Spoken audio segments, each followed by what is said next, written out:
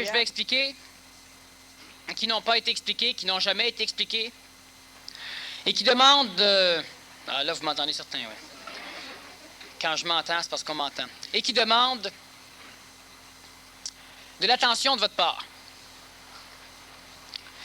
La question fondamentale, c'est toujours qu'est-ce que vient foutre l'humain sur le plan planétaire? Et pourquoi plus il y a des êtres humains qui comprennent et qui se conscientisent, plus il y a d'humains qui ne comprennent pas et qui involuent? Et pourquoi aussi, plus l'humain se conscientise, plus il y a de forces astrales, lucifériennes ou sataniques, qui ont une tendance à vouloir grimper sur le dos des conscientisés?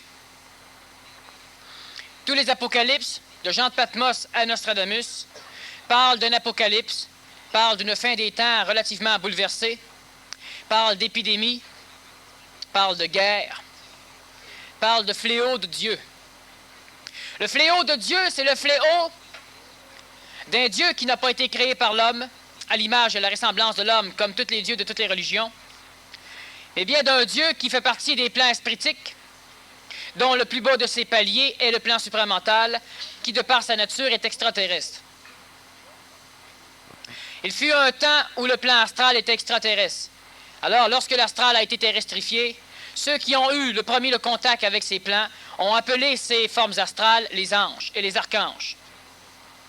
Lorsque les formes astralisées sont terrestrifiées, l'astral appartient au plan planétaire, le monde du ciel est créé, le monde de la mort est constitué, et l'âme est intégrale à la Terre. Ce n'est plus extraterrestre, c'est terrestre.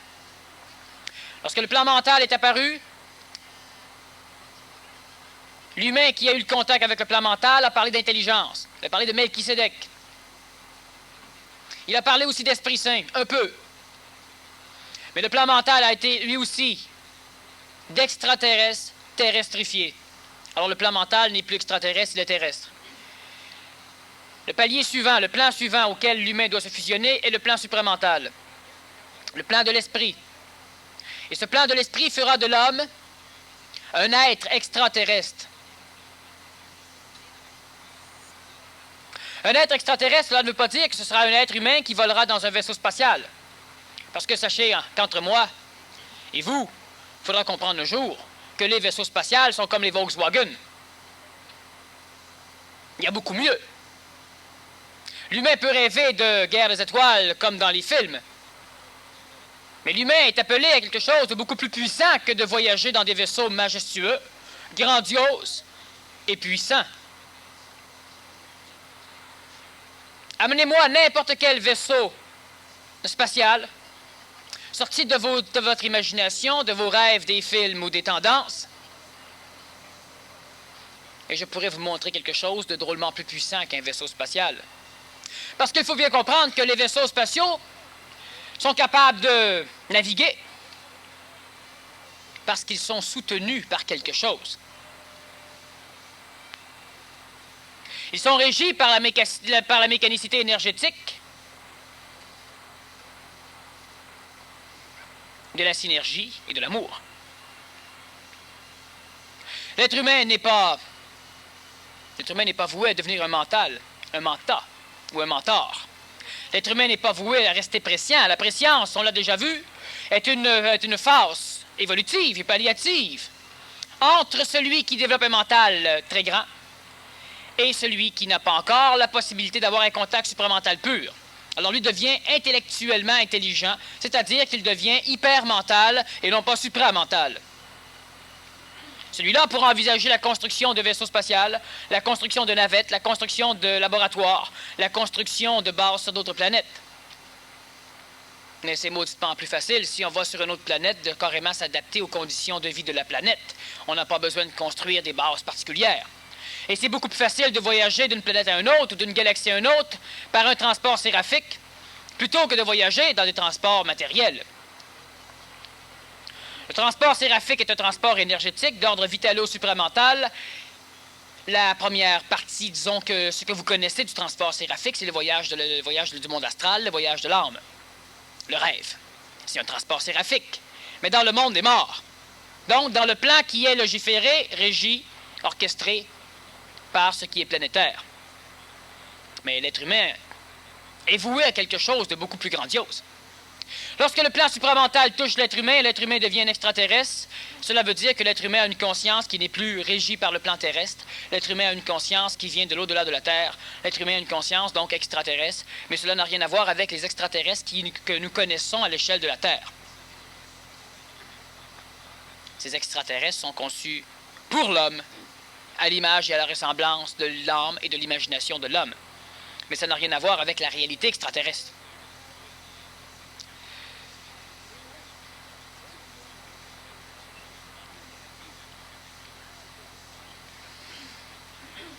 Il y a quelques problèmes, n'est-ce pas, à avoir un micro.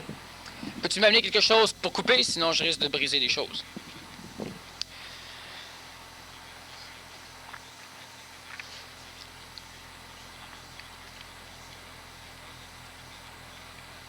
Dans l'étape actuelle de l'évolution de l'homme, certains humains sont appelés, et lorsque je veux dire appeler, certains humains sont attirés. Et lorsque je parle d'attirer, je veux dire manipuler. Ces humains sont donc manipulés. Coupe pas le son. Ces humains sont manipulés à évoluer. Merci.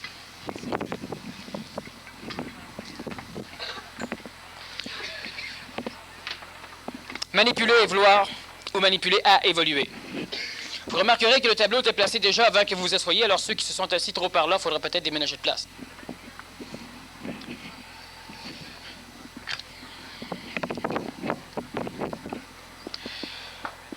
La Terre,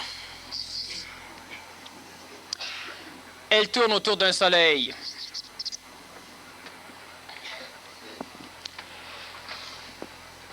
Elle tourne. Le soleil voyage dans la galaxie. Cette galaxie porte un nom, la Voie lactée. Une galaxie qui a une forme relativement conventionnelle.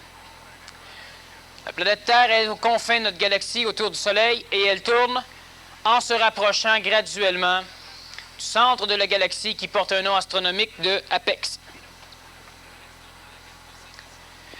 Du centre de la galaxie apparaît un faisceau d'énergie qui porte le nom supramental. De cette galaxie, ce faisceau d'énergie circule. La galaxie est ronde, donc il circule partout. Le plan terrestre étant l'un des plus éloignés, il est l'un de ceux qui reçoit cette énergie vers la fin de la consistance énergétique supramentale.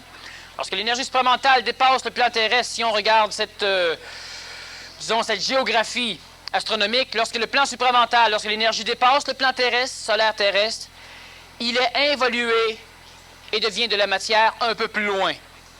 D'où l'intérêt des forces supramentales d'être bloquées par le plan terrestre, parce que dans cette galaxie, il n'y a qu'une seule place où l'énergie supramentale peut être empêchée de devenir matière, c'est sur la Terre. L'énergie est attirée comme l'humain est attiré. Donc, partout dans la galaxie, on n'a presque pas de fusion supramentale. On en a beaucoup plus dans la région où la Terre se rend. Et si j'y pense, ou si j'ai le temps, ou si ça vous va à un moment donné, j'expliquerai un peu plus ce qu'est le temps, pour comprendre de quelle façon c'est chronométré. Parce que le temps, comme vous le connaissez, ça n'existe pas. Lorsque la Terre pénètre dans ce faisceau d'énergie, le faisceau passe un peu en avant.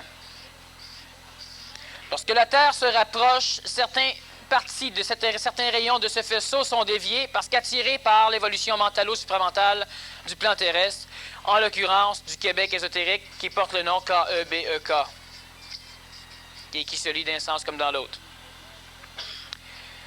1969, les faisceaux commencent à être déviés. D'une façon extrêmement infime, parce que presque aucun corps physique sur le plan terrestre peut recevoir ces faisceaux sans en mourir. Plus l'évolution avance, 69, 70, 71, 72, etc., 86, plus cela avance, plus notre Terre et notre Soleil avancent et pénètrent. Plus cela avance, plus les faisceaux divergent et viennent énergiser le plan terrestre. Au fur et à mesure de l'évolution, donc de l'avancement de notre Terre dans le plan supramental, il y a de plus en plus d'humains qui en bénéficient. Ce qu'il faut comprendre, c'est que cette énergie ici aura une tendance majeure lorsque la Terre traversera ce faisceau d'énergie à énergiser que les régions, et tout ce qui est supramental aura une tendance majeure à rester terrestre, à ne pas traverser pour ne pas être matérialisé. C'est ce qu'on appelle les foudres de Dieu.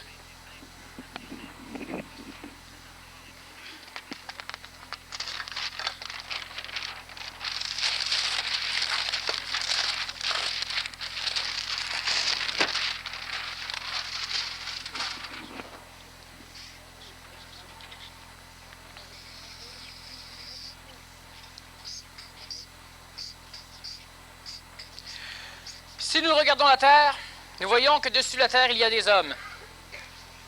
Une chose peut-être importante à comprendre, c'est que la Terre a un axe, disons, de 24 degrés par rapport au Soleil. Et donc, la lumière du Soleil, lorsqu'elle frappe la Terre, coupe la Terre en deux. Ici, c'est éclairé, ici, c'est obscur. Mais l'axe de rotation, il est comme ça, 23 degrés. Ici, il y a le pôle Nord et le Québec ésotérique. Lorsque la Terre arrive dans cette région solaire, disons stellaire, les rayons du Soleil touchent presque plus le plan planétaire. Les vaisseaux supramentaux, eux, par contre, l'abordent de plein fouet. Lorsque la Terre est éclipsée par le Soleil, il y a donc un repos au niveau supramental. Septembre, octobre, novembre, décembre, janvier, février et mars sont le temps où le plan terrestre reçoit le plus d'énergie supramentale, non solarisée, donc non colorée par le mental de notre création. On a toujours parlé que l'astral était coloré par que le supramental était coloré par l'astral de l'homme. Mais il est aussi coloré par le plan mental de notre Soleil. Présentement, novembre à mars, on rentre dans un déploiement supramental de plus en plus grandiose, et au fur et à mesure de l'évolution des années, la période hivernale sera la plus dense, et sera de plus en plus dense au niveau énergétique. Jusqu'en 1997, où le faisceau supramental aura été traversé par notre plan terrestre, et il ne restera pendant un laps de temps à l'échelle de la planète que ceux qui auront un contact pur, qui, eux, auront donc la possibilité d'avoir un double éthérique, donc d'avoir la possibilité d'un transport séraphique, leur permettant de toujours rester en contact avec le plan galactique, donc de l'intelligence supramentale, tout en restant sur une planète Terre qui tend à s'éloigner pour un laps de temps très minuscule de ce faisceau, se rapprochant d'un autre faisceau beaucoup plus dense. L'énergie supramentale descend.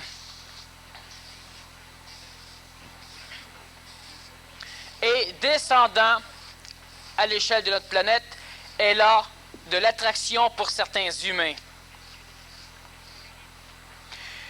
Si on a des hommes qui sont astralisés, qui ont peut-être un intellect, peut-être pas, les faisceaux supramentaux tendent à vouloir revenir sur le continent québécois. Continent, oui, Québec, K-E-B-E-K toujours, et non pas la province de Québec. Et toutes les énergies supramentales qui passent à côté ne sont pas récupérées par personne.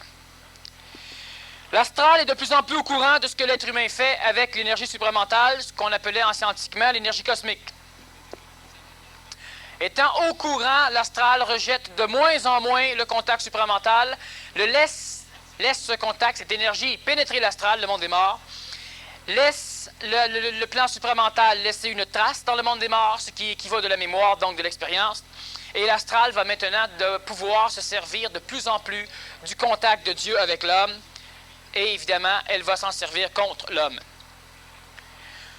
Au fur et à mesure que l'énergie descend, c'est de l'énergie qui involue. Pendant presque 15 000 ans, la planète Terre a été laissée à elle seule. Seules quelques traces d'énergie supramentale et les mémoires de celle-ci, étant donné que la Terre était dans une phase d'expansion, donc d'involution, seules quelques traces d'intelligence ont pu être aperçues et sont encore mémorisées à l'échelle de notre Terre, dans l'histoire. L'énergie qui descend passe par un plan supramental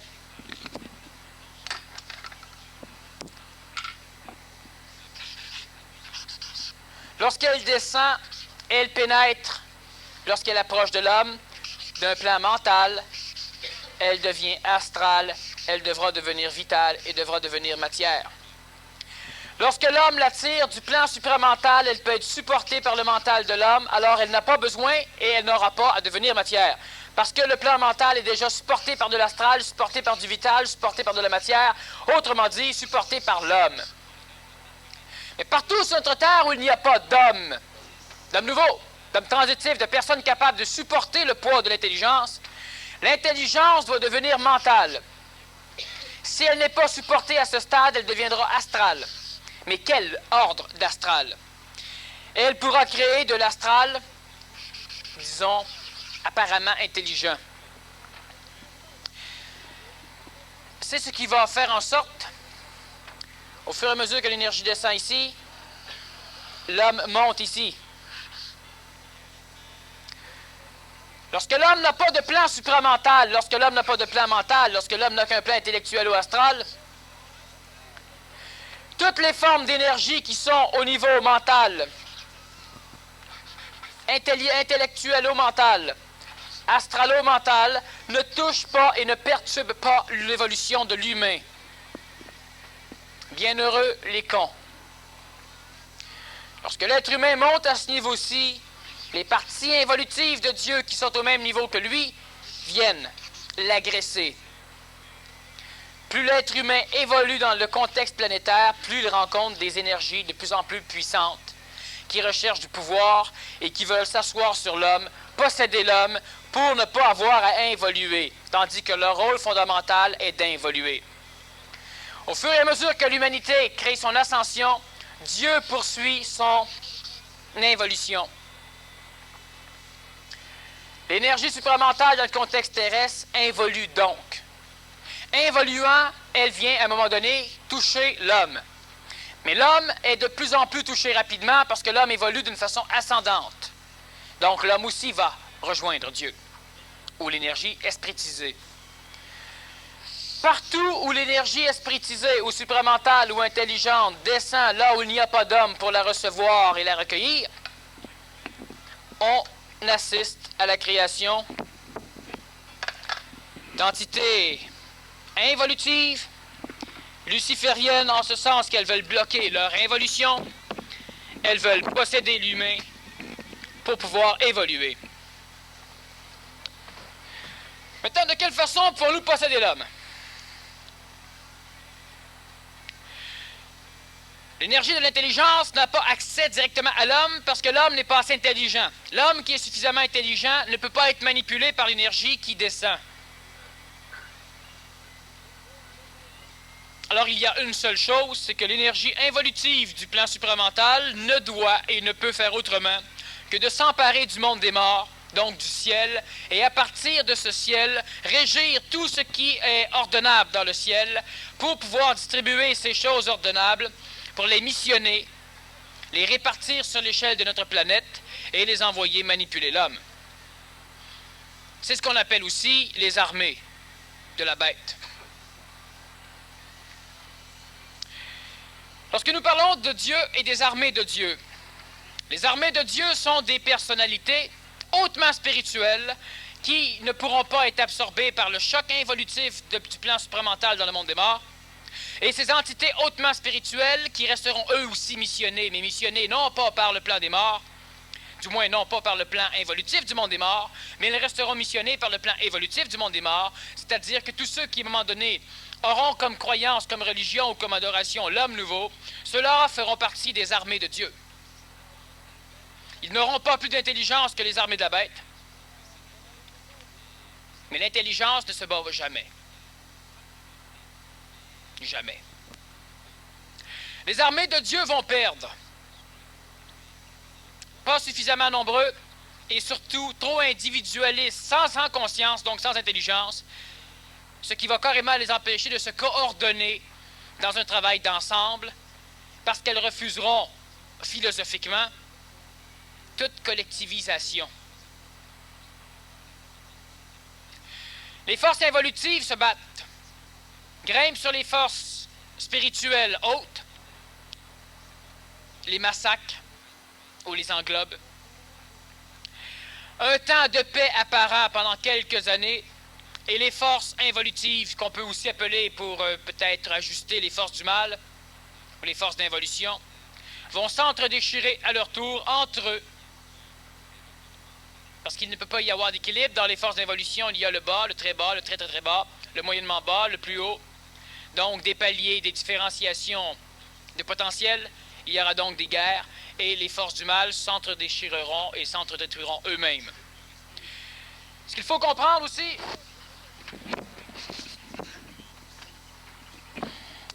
c'est que les forces du mal, les forces involutives, à un niveau particulier de la révolution,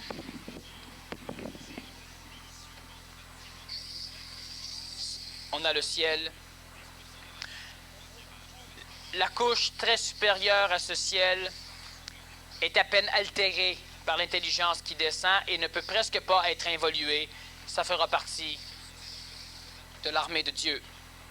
Tout le reste fera partie de l'armée de la bête. Donc, évidemment, pourra assujettir le reste du ciel, va lutter contre ce ciel, nous laissant le temps à l'homme nouveau, la possibilité de pouvoir faire un travail. Un travail fondamental, faire en sorte qu'il y ait de plus en plus d'humains capables de recevoir de l'énergie, afin qu'il y ait de moins en moins d'énergie libérée pour aller nourrir le plan évolutif du monde de la mort. Autrement dit, plus il y aura d'humains évolués, plus il y aura d'humains conscientisés, plus il y aura d'humains plugués, moins il y aura de merde et moins il y aura d'apocalypse, moins il y aura de problèmes, puis moins ça va durer longtemps. Pourquoi? Pour la simple raison que l'énergie de l'intelligence, elle a de la puissance. Lorsqu'elle descend dans le monde des morts, elle a du pouvoir. Lorsqu'elle a du pouvoir, ce pouvoir ne peut pas être connu d'elle, sauf si elle l'expérimente, parce qu'elle fait maintenant partie du monde de l'expérience, le monde de la mort. Pour l'expérimenter, pour pouvoir savoir qu'elle a du pouvoir, elle doit donc assujettir l'homme à l'échelle de notre planète.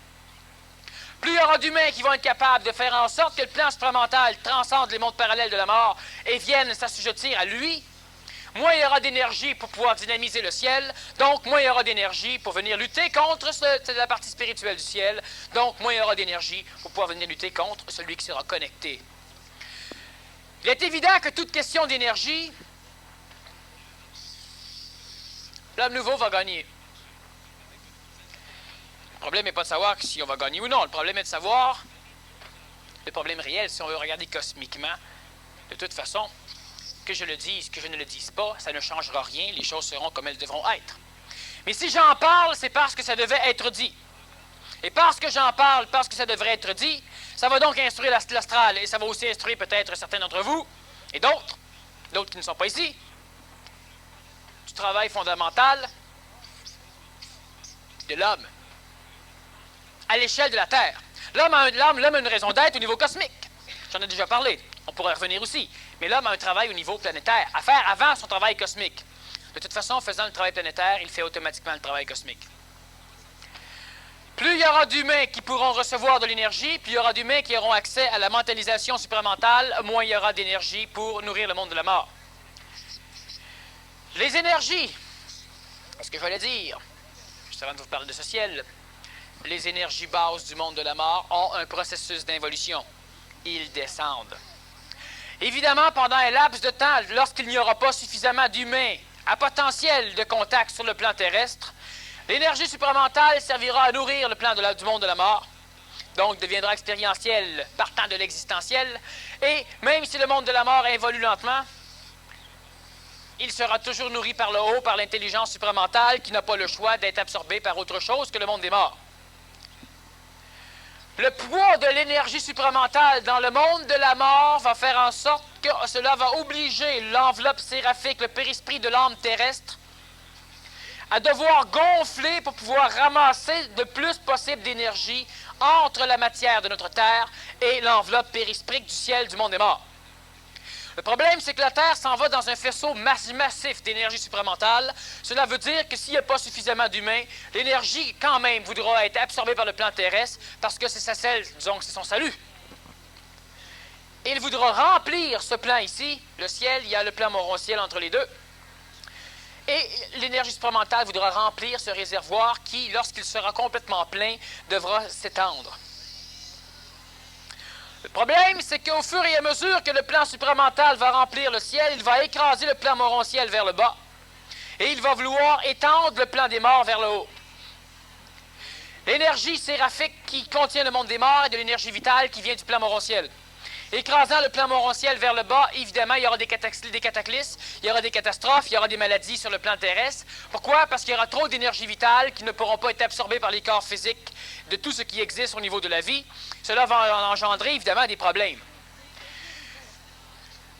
Ces problèmes vont nécessiter un apport d'énergie vitale, ce qui va limiter l'extension vitale au niveau du ciel, empêchant la création d'un séraphin relativement solide. Cela voudra dire qu'à un moment donné, s'écrasant l'un dans l'autre, le monde du ciel ne pourra pas évoluer parce qu'il n'aura plus suffisamment d'énergie séraphique pour pouvoir agrandir son enveloppe. Alors, qu'est-ce qui va arriver? Il va arriver simplement que le plan du monde de la mort va être écrasé carrément par le plan supramental. Et si on ne peut pas agrandir vers le haut, on va écraser vers le bas. Il va manquer d'énergie vitale dans le plan morontiel.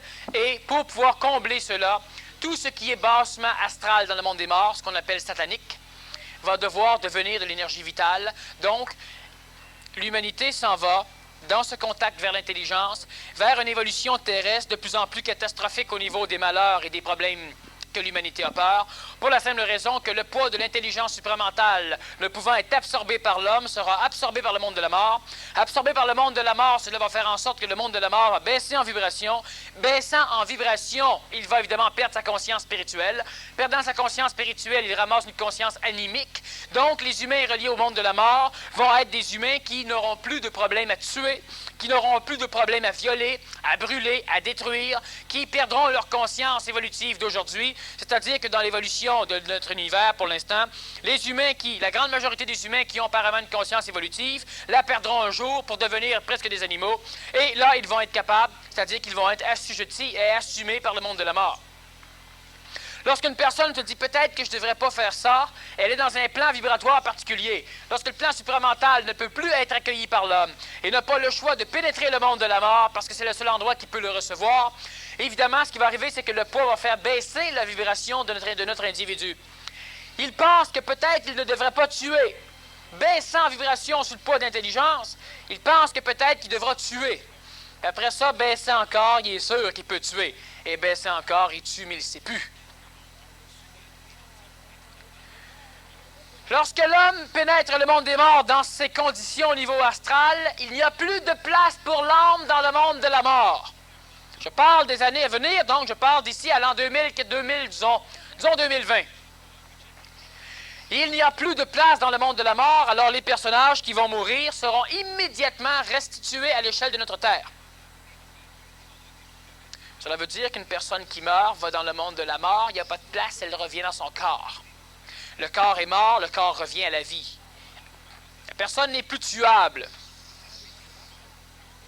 C'est ce qui a fait dire aussi à l'Apocalypse de Saint Jean que les gens qui voudront mourir ne le pourront pas. Ceux qui voudront mourir ne pourront pas mourir. Ils ne pourront pas, il n'y a plus de place. Ils vont rester sur la terre. Une partie d'entre eux vont rester en plein morontiel, mais c'est autre chose. Ça va simplement rendre un peu plus fantasmagorique les temps à venir. Toute cette mécanicité est essentielle et comprenable. Il n'y a pas suffisamment d'humains pour pouvoir recevoir le plan supramental et on pénètre dans un faisceau majeur. Plus il y aura d'humains qui seront conscients, plus il y aura d'humains conscientisables, plus il y aura de diffusion de la connaissance à l'échelle de notre Québec pour commencer, étant donné qu'on est ici, commençons par où ce qu'on est, plus ces choses-là seront facilitées. Une autre chose importante. Le monde de la mort est toujours égrégoriennement relié, archétypé aux régions telluriques qui l'ont vu naître. Cela veut donc dire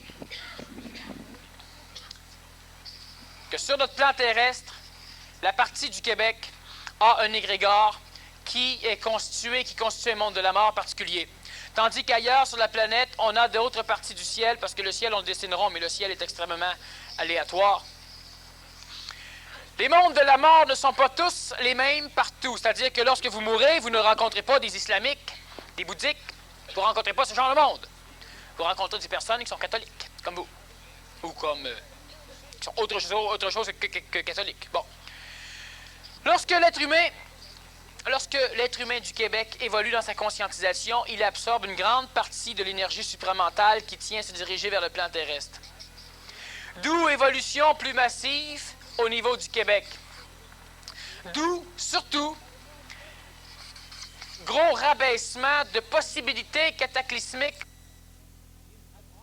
Toujours que ce n'est pas le Québec politique, mais que c'est le bouclier canadien au complet qui ramasse donc 3/4 du Canada. C'est un 2/3. À l'instant où l'être humain du Québec est capable de recevoir de plus en plus de potentiel énergétique, les guerres et les apocalypses se feront sur d'autres terres. Il y a une chose aussi qu'il faut comprendre, c'est que 90% des armées de Dieu seront constituées par les Américains, par les États-Unis d'Amérique.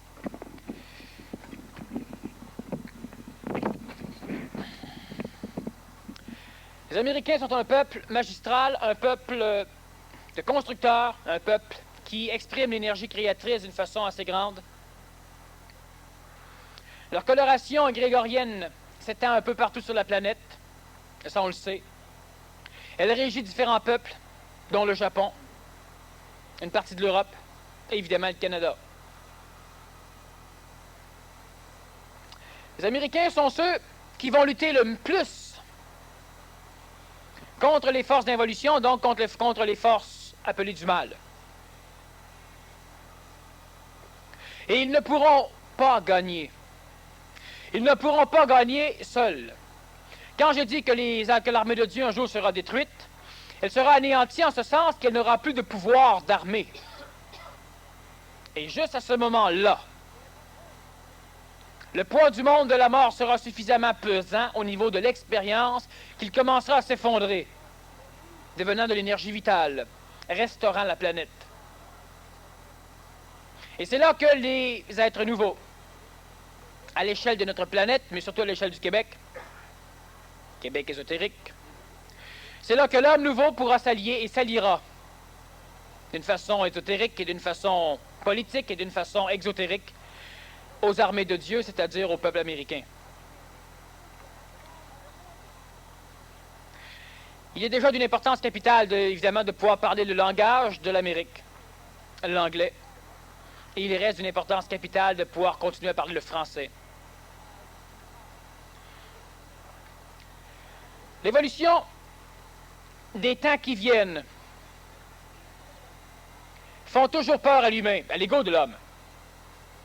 Parce que l'ego, dans cette voie, ne voit pas du tout comment elle pourrait contrôler quoi que ce soit. Et effectivement, l'ego ne contrôlera rien. L'ego sera régi soit par le monde de la mort, soit par le monde de l'esprit. Le plan supramental ajusté à l'homme. Plus il y aura d'humains qui seront conscients, plus il y aura d'humains qui auront la faculté de comprendre ce qu'est l'homme nouveau, plus il y aura d'humains qui auront reçu une diffusion au niveau de l'homme nouveau, au niveau de la conscience nouvelle. Présentement, il n'y a pas grand monde au Québec qui diffuse. Il y en a 2. Alors, disons qu'il y en a 2 massifs et il y en a plusieurs. Il n'y en a pas beaucoup. Cela va grandir, cela va s'étendre. Plus il y aura d'humains capables de recevoir de l'énergie supramentale, moins il y aura d'énergie supramentale qui devra être astralisée, mortifiée, pour servir le bas.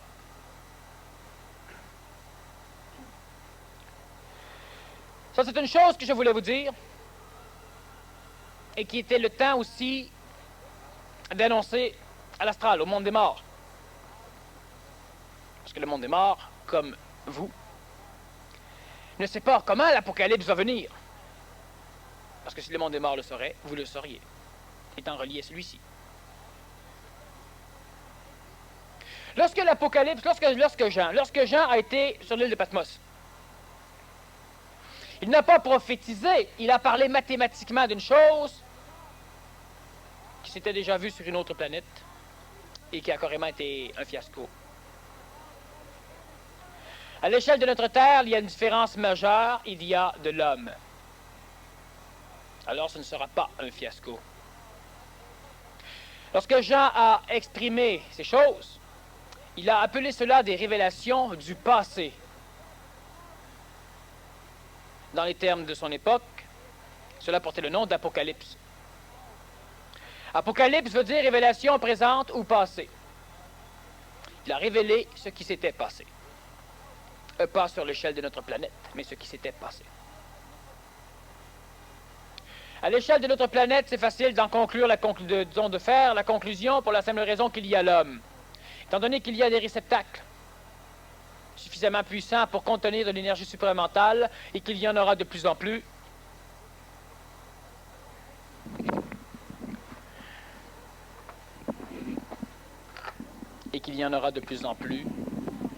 l'homme va évidemment gagner. Si vous voulez employer le mot gagner pour vos égaux. Dans ces temps de problèmes, les femmes ne devront pas enfanter. Le monde de la mort est suffisamment bas en vibration dans ces temps. Aujourd'hui, le temps n'est pas commencé. 97, dans 10 ans d'ici, les temps vont être assez avancés. Pourquoi ne pas mettre d'enfants au monde? Demandez à un astrologue, après ce que je viens de dire, quelle sera la puissance colorée de l'astral, et lorsque l'esprit doit traverser le monde de la mort, danse comme il va être. L'enfant qui va naître va être un enfant qui n'aura qu'une seule idée dans la tête, tuer et détruire. Et les enfants tueront souvent leurs parents. Oh, c'est pas tout de suite. On parle encore d'une dizaine d'années. Encore le temps. Ça va durer quelques 10 à 12 ans. Cette mécanicité, le temps où il ne devra pas y avoir d'enfantement, ou comme dit Jean, malheur à la femme qui portera un enfant.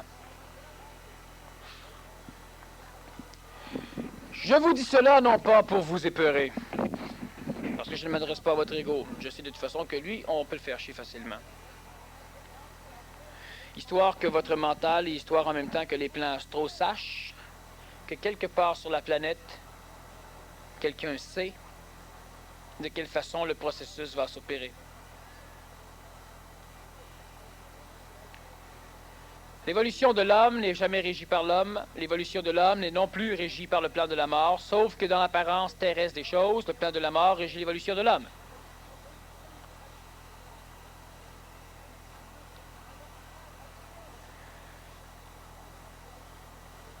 De quelle façon pouvons-nous arriver à conscientiser l'énergie supramentale de façon à en recevoir une dose suffisamment grande pour pouvoir amenuiser l'énergisation du monde de la mort par les plans de l'esprit qui descendent? Évidemment, si vous posez la question clairement, est-ce que l'énergie supramentale va servir le monde de la mort? Non. Est-ce que le plan supramental va servir l'évolution de l'homme? Non. Parce que lorsque le plan supramental se rapproche du plan terrestre, il perd sa consonance supramentale. Il devient mental. Il devient astral. Alors, l'énergie supramentale qui est devenue astrale n'est pas de l'énergie supramentale. Lorsque vous mangez du pain, c'est du pain. Lorsque vous chiez du pain, c'est pas du pain. Mais c'est la même chose. On ne jette pas du pain dans la toilette. On jette d'autres choses dans la toilette. Mais c'était du pain, avant. L'énergie supramentale, donc, jamais ne servira le monde de la mort. Sauf que le plan supramental, digéré, transformé, humanisé, terrestrifié, n'est plus de l'énergie supramentale. C'est de l'énergie astrale, c'est de l'énergie du monde de la mort. Et c'est cela qui va servir le monde de la mort. La mort se sert d'elle-même. Alors ne posez pas la question, comment ça se fait que le plan de l'intelligence servira le monde de la mort? Ça ne servira jamais le monde de la mort. Mais s'il n'y a pas suffisamment d'humains, l'énergie supramentale est attirée par notre globe terrestre, parce que dans cette galaxie expérientielle, il n'y a que le plan terrestre qui a la faculté de pouvoir recueillir du plan supramental. Et l'intelligence supramentale, même si dans l'apparence des choses cela engendre des apocalypses, c'est très bien qu'elle n'a qu'une seule solution pour l'instant, être récupérée par notre globe terrestre. Apocalypse ou non, tout va se finir de la façon dont cela doit se finir, par un âge d'or, par un millénium qui durera quelques 13 000 ans. L'humain, évidemment, pendant cette époque, va changer. On parle de l'âge d'or, 13 800 ans. On parle de, par la suite du 13 800 ans, un autre âge d'argent. Il ne faut pas se leurrer. Un jour, ça va finir. Et ce jour est proche. Ce jour porte une numérologie qui est un peu plus que 13 000 ans. Alors, c'est proche. L'homme qui a un double éthérique, l'homme, l'humain qui s'anégoïse, vit au niveau du plan morontiel et il aura à lutter dans le monde morontiel. C'est une chose sur laquelle je vais revenir à un autre moment donné. Ce que vous devez comprendre, c'est que, premièrement, à l'échelle du Québec, je dis cela pour vos égaux, c'est qu'à l'échelle du Québec, il n'y aura presque jamais de guerre. Parce que les Américains vont nous voir suffisamment capitalistes, les communistes vont nous voir suffisamment communistes, ils nous laisseront en paix. Le bouclier canadien ne vibre jamais sous aucun tremblement de terre. Montréal n'est pas sur le bouclier canadien. Il est sur une faille sismique. Encore plusieurs années séparent l'instant d'aujourd'hui de l'instant où l'homme devra migrer vers le bouclier canadien. Alors, il n'y a pas de panique. Mais c'est le temps qu'on commence à parler de certaines choses qui devront être faites. Je ne peux pas aller parler de ces choses à la radio. Pourtant, il y a des humains qui devront un jour se réveiller et commencer à faire des choses. Des humains qui devront faire des choses. Des choses qui iront en résonance avec eux, cela va de soi. Pas des humains qui vont se missionner. Des humains qui, depuis un bout de temps, ont comme le feeling, le sentiment énergétique. Mais à un moment donné, il faudra que ce sentiment énergétique puisse commencer à être exprimé, qu'il le signe dans la matière. 1987, énergétiquement, commence le 4 novembre 1986.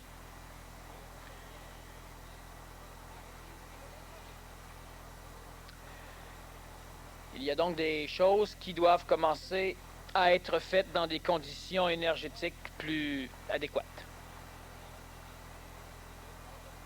C'est pourquoi on m'a suggéré de faire peut-être la prochaine conférence spéciale dans les Laurentides et de la faire une journée entière.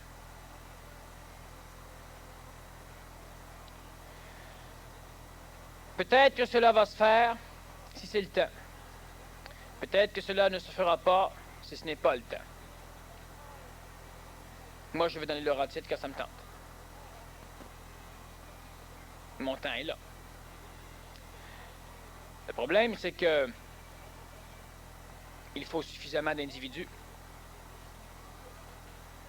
pour pouvoir financièrement baisser les coûts et faire des choses. Donc, ça va dépendre surtout de vous. Et je ne dis pas ça pour que vous vous sentiez coupable si vous n'avez pas le feeling. On ne le fait pas. Et si on a le feeling, on le fait. C'est tout. Ça, c'est une chose, c'est que l'évolution ne prend jamais de retard. Ce qui doit être fait est fait. Quand ça n'est pas fait, égoïquement, on peut se dire, oui, mais si on l'aurait fait, ça aurait été mieux. La question est carrément stupide parce qu'on ne l'a pas faite. Alors, on ne peut pas dire si on l'aurait. C'est de parler sur rien. Ça n'est pas un fait. On peut dire aussi, si on l'aurait fait, on serait cassé la gueule. Lorsque l'on fait une chose et que c'est le temps, tout va. Lorsqu'on fait une chose, c'est toujours le temps. Lorsqu'on ne la fait pas, c'était le temps de ne pas la faire. Alors, il ne faut pas que personne se sente coupable. Il faut que tout le monde se sente libre.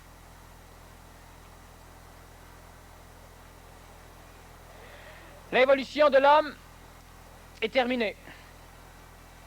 L'évolution de l'homme est terminée depuis 1997 ans.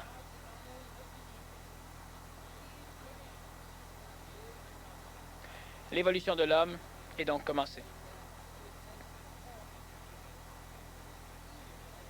Sauf que, je vous le répète, les énergies qui poussent l'homme à évoluer, lorsqu'elles ne sont pas récupérées par de l'homme, elles sont récupérées par de l'âme. Lorsqu'elles sont récupérées par de l'âme, elles sont astralisées, mortifiées. Et c'est cela qui va créer des animaux, des êtres humains, des entités, des pouvoirs de plus en plus puissants, une puissance que l'humanité n'a jamais connue parce que l'humanité n'a jamais été aussi puissante qu'aujourd'hui.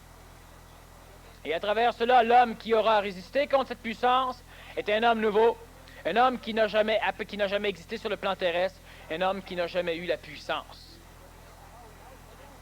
comme il l'aura.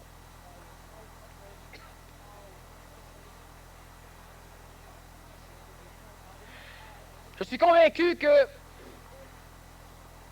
après 5 ou 10 minutes de désénergisation, vous aurez des questions.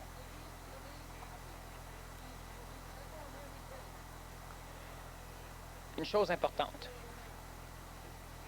c'est que vous devez transposer tous vos peurs en question.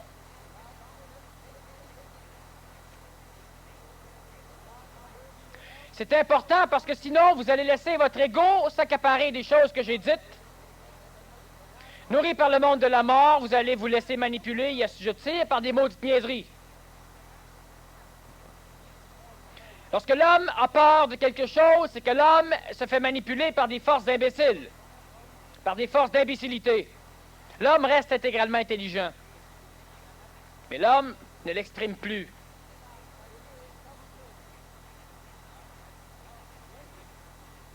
C'est toujours faussé.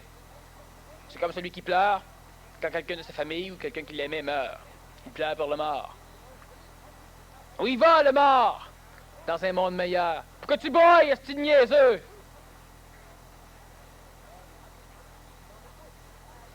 S'il s'en va dans un monde meilleur, danse, rit, joue, fête, ne broye pas. Mais l'humain broye, l'humain recouvre son cortège funéraire de noir, puis l'humain se promène à côté. Puis l'humain expose le mort pour pouvoir aller jouer un peu plus longtemps des souvenirs que le mort va pouvoir ramener chez lui.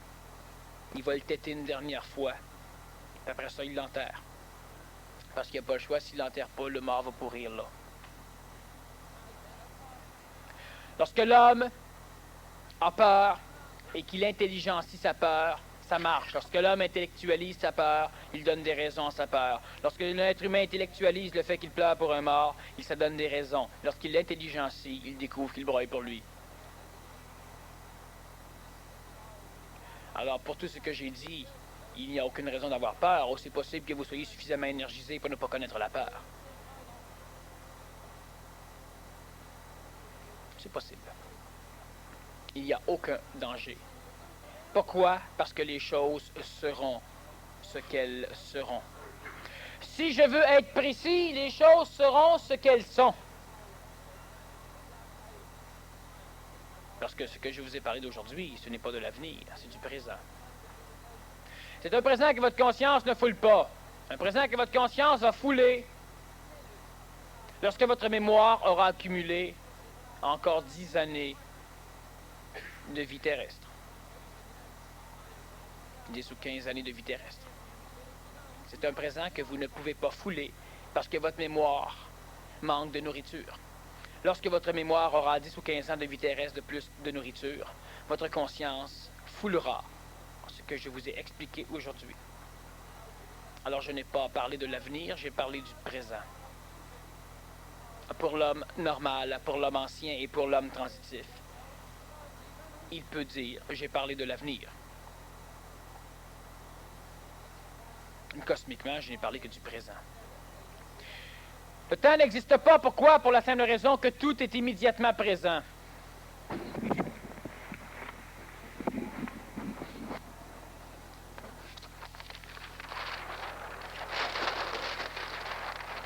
On va y revenir de toute façon à un autre moment donné, possiblement dimanche prochain, enfin dimanche dans un mois.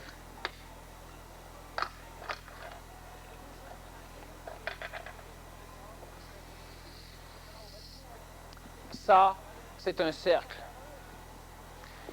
Le cercle existe en même temps. Si vous regardez le point qui est ici, les autres points existent quand même. Et si vous regardez le point ici, le point que vous aviez vu ne fait pas partie du passé, il est toujours dans le présent. Il est ici, mais vous regardez là. La conscience de l'homme étant fragmentaire, elle change d'un plan à un autre. Et cette évolution de conscience sur un temps qui est immuable, instantané, et qui n'a jamais connu ni présent, ni avenir et ni passé, lorsque la conscience de l'homme évolue là-dessus, il appelle ce qui va venir l'avenir, il appelle ce qui est derrière lui le passé, et il appelle là où il est le présent. Et lorsque l'humain se souvient, il garde 80% de sa conscience ici, et il prend 20% de sa conscience, et il retourne voir en arrière. Il dit, tiens, je me souviens que. Il fait un voyage dans le temps. Et il y a différentes façons de colorer et de déchirer et de défaire ce voyage dans le temps. Parce que l'être humain essaie de voir ce qui est en avant ici. Le problème, c'est qu'il met 10% de sa conscience ici, et 10% de sa conscience en arrière, colorant donc de cette façon son avenir, les motivisant et créant une vision de l'avenir qui n'a rien à voir avec la réalité. De les continuer à avancer au niveau de la conscience. Lorsque l'être humain rentre en contact avec une conscience supramentale, le champ de sa conscience grandit. Son présent, pour lui, fait partie de ce qui, 10 ans en arrière et 10 ans dans l'avenir, existe pour l'homme ancien. L'instantanéité du présent pour un homme ancien, vous allez peut-être dire, ben c'est tout de suite. L'homme nouveau pourra dire, c'est tout de suite aussi. Mais dans ce tout de suite, il englobe 20 ans. Lorsque la conscience de l'homme nouveau devient fusionnelle, il englobe tout ce temps galactique dans un instant. Alors évidemment, il ne peut plus parler d'hier ou de demain. Il parle de plus loin. Le temps est géostationnaire. Dans l'espace, le temps ne bouge pas. Et le temps est spatio-stationnaire. Dans le temps ne bouge pas. Ce qui a à arriver parce que c'est déjà arrivé. La limitation de votre cerveau ne peut pas normalement vous permettre d'englober clairement la mécanicité, de l'instantanéité, de l'avenir, du passé et du présent. Ce qui oblige l'humain à élaborer une théorie conceptuelle de l'avenir, du passé et de l'immédiat. Il y a autre chose, c'est que l'humain tourne sur le temps. La conscience de l'âme évolue d'un fragment de temps sur un autre. Et dans l'illusion d'égocentricité de l'ego, il a l'impression que lui ne tourne pas, mais que le temps coule. Le temps avance, le temps passe. Alors qu'en réalité, ce n'est pas le temps qui passe, c'est l'homme qui passe dans le temps. Étant donné que l'homme centralise son évolution sur le fait qu'il a l'impression que le temps passe, mais que lui ne bouge pas, l'homme perd complètement la consistance de son évolution adaptative et améliorative. L'homme perd complètement la consistance que lui, à chaque milliardième d'instantanéité, est quelqu'un d'autre. Parce que sa conscience a changé de plan de vision. Lorsqu'une personne vieillit, c'est lorsqu'elle veut régresser vers l'arrière, lorsqu'elle ne veut plus avancer dans le plan temporel de la conscience, mais qu'elle veut plutôt retourner vers l'arrière. Bloquant sa friction de sa propre conscience sur un temps instantané, elle s'en va.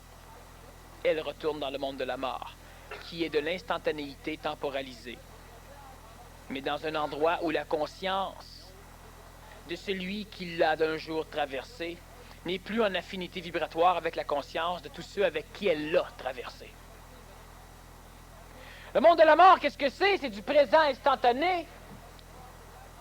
Mais lorsque vous êtes dans ce que vous appelez vivant, vous vivez en relation avec des entités, avec des murs, des plantes, des animaux, d'autres humains. Et vous avez tous votre conscience placée sur le même temps, disons le même espace-temps. Et parce que tous, on a la conscience placée sur le même espace-temps, on va dire, c'est aujourd'hui. Dans le monde de la mort, votre conscience qui a été placée avec celle des autres sur un espace-temps défini et qui a évolué, donc changé l'espace-temps, peut-être à toutes les millionièmes de milliardièmes de seconde. Lorsque un être humain est mort, c'est que la conscience qui a vécu ces choses avec les autres personnes s'en retourne dans le passé, mais elle n'est plus au même stade vibratoire que ceux avec qui elle a vécu ce passé. Alors, elle est dans le monde de la mort, alors elle est morte. Et les vivants restent vivants, pourquoi? Parce que la consonance vibratoire de leur actualité n'est jamais déphasée avec la consonance vibratoire de ce qui s'est passé. Je parle du temps un peu. Pourquoi? Pour forcer les mal de tête. Je parle du temps un peu. Pourquoi? Pour obliger des mutations neurologiques. Parce que je sais que les cerveaux ne peuvent pas suivre ce que je dis. Et je m'ajuste au maximum. Plus ajusté, on ne parle plus du temps. On parle d'autres choses.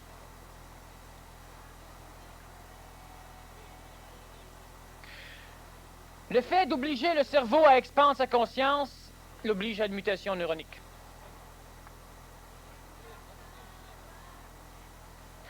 Je parle donc de la temporalité pour obliger un travail cérébral où on essaye de suivre, mais où on n'englobe pas le phénomène. Le temps tel qu'il est connu par l'homme contient un avenir, un présent et un passé. Le temps, c'est de la matière. Le temps, l'avenir, c'est un lieu où aller. Le passé, c'est un lieu où on a été. Le présent, c'est le lieu où on est.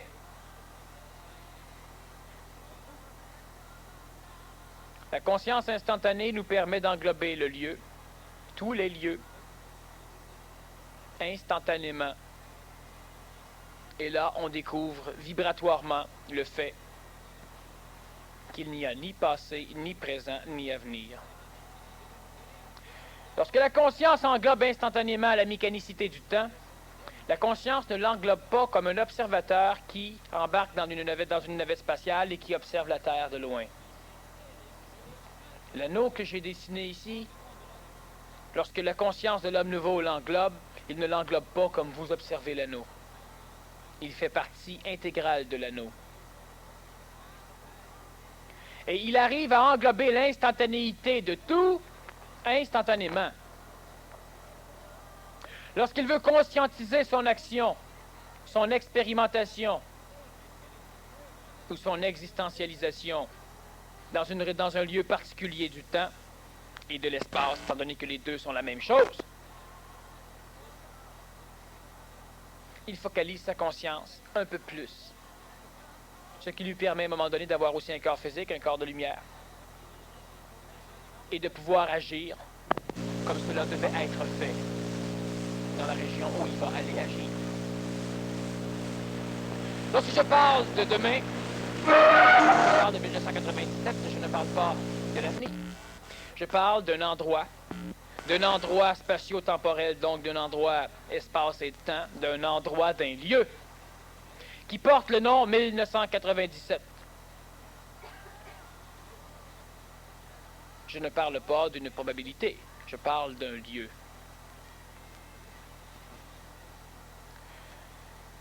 Il y a différents temps parallèles. Si vous voulez, il y a différentes conceptions ou perceptions parallèles du mécanisme du temps.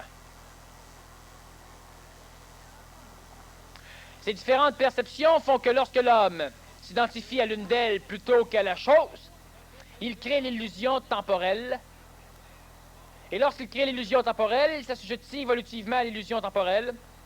Et il pense qu'il change, alors qu'en réalité, il ne change pas lui, mais sa conscience change d'endroit spatio-temporel. L'humain n'évolue pas. La conscience de l'homme chemine. Lorsque vous vous voyez de telle façon, vous dites, tiens, je me suis amélioré.